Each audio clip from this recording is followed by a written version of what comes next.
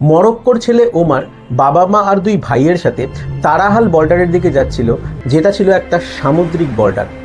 ওমার এসে দেখে যে সামনে উত্তাল সমুদ্র, বাদিকে একটা প্রাচীর, এবং সেই ব্রোকার তাদের বলে এই প্রাচীর ক্রস করতে পারলেই তারা স্পেনে প্রবেশ করতে পারবে। ওমরের বাবা জিজ্ঞেস করে, কিন্তু আমাদের বোট কোথায়?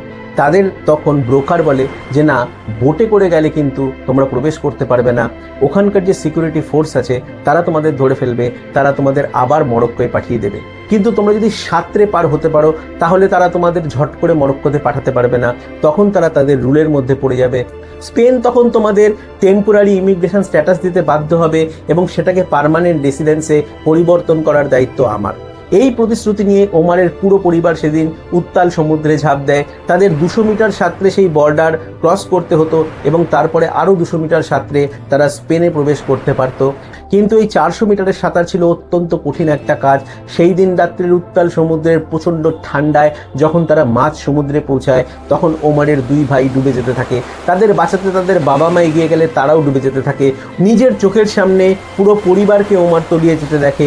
ধীরে ধীরে তার নিজের চোখের পাতাও ঝাপসা হয়ে আসে, সে জ্ঞান হারিয়ে ফেলে।